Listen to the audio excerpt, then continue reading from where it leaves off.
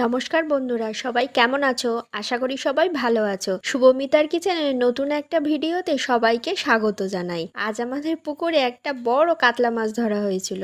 কাতলা মাছটা দেখেই বুঝে গেছো কতটা বড়, তাই না? আর এই জ্যান্ত কাতলা মাছে আজ কি বানাবো বলো তো? দই কাতলা। দই কাতলা খেতে কার কার ভালো লাগে আমাকে কিন্তু কমেন্টসে জানিও প্লিজ। হ্যাঁ, এই দই কাতলা কিন্তু সবার খুব প্রিয়, জানো তো?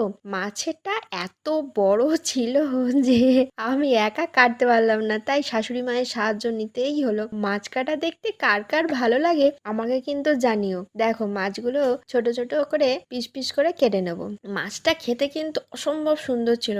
একেই জ্যান্ত মাছ, তার উপরে কাতলা, এর কোনো তুলনাই হয় না, তাই না? চলো, কাতলা মাছ আমি আজকে যেভাবে দই কাতলা বানাবো তোমরা কিন্তু এইভাবে একবার বাড়িতে বানিয়ে দেখো, দুর্দান্ত খেতে হয়, জানো তো বন্ধুরা। চলো, মাছ তো কোটা প্রায় কমপ্লিট। এবার মাছগুলো ধুয়ে পরিষ্কার করে নেবো। এত মাছ খাওয়ার মতো লোক আমাদের বাড়িতে নেই, ঠিক আছে? চলো, আজ মায়েদের নিরামিষ ছিল, আমরা দুইজনে খাবো, তাই অল্প করেই বানাবো। এরপর একটা পেঁয়াজ আদা রসুন দিয়ে একটা পেস্ট বানিয়ে রাখবো, সুন্দর ফাইন পেস্ট বানিয়ে আলাদা করে রাখবো। এরপর কড়াইতে তেল গরম করে মাছগুলো হালকা হাতে অল্প করে ভেজে নেব। এরপর ওই তেলেই একটু পেঁয়াজ কুচি, অল্প নুন ও একটু জিরে ফোড়ন দিয়ে ভালোভাবে নাড়াচাড়া করে ভেজে নেব। আর এতে দিয়ে নেব দুটো কাঁচা লঙ্কা। ভালোভাবে পেঁয়াজগুলো লাল লাল হয়ে গেলে এতে দিয়ে দেবো একটু টমেটোর পেস্ট, আর আগে থেকে যে আদা রসুন পেঁয়াজের পেস্ট করে রেখেছিলাম সেটা দিয়ে নেব পরিমাণ মতো। দিয়ে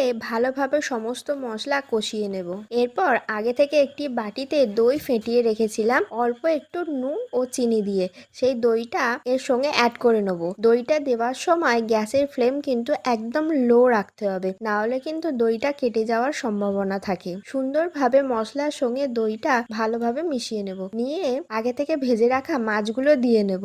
এর সঙ্গে কিন্তু আমি একটা মুড়োও অ্যাড করেছি, জানো তো? আমার ছেলে বলল, মাম্মাম মুড়ো খেতে কিন্তু আমার ভালো লাগে, তুমিও এর সঙ্গে একটা মুড়ো আমাকে দই কাতলায় করে দাও প্লিজ। তাই ছেলের কথা আর না রেখে পারি বলো? তাই এতে ছেলেরও একটা মুড়ো অ্যাড করে নিলাম এবং একটু বাটি ধোয়া জল দিয়ে হালকা নাড়াচাড়া করে চাপা দিয়ে নেব। কিছুক্ষণ পর ঢাকনা খুলে নিলে দেখো মাছটা খুব সুন্দর কিন্তু সিদ্ধ হয়ে গেছে। অসম্ভব সুন্দর খেতে হয় কিন্তু এই দই কাতলা দিয়েই কিন্তু পুরো ভাত খাওয়া হয়ে যাবে। এরপর একটু গরম মশলার গুঁড়ো ছড়িয়ে নামিয়ে নিলেই তৈরি আজকের দই কাতলা। চলো, তোমরা কে কে দই কাতলা খেতে পছন্দ করো আজকে আমাকে কিন্তু কমেন্টসে জানিও। আজকের মতো দই কাতলাটা আমরা এনজয় করি আর তোমরাও বাড়িতে বানাও। আজকের মতো টাটা।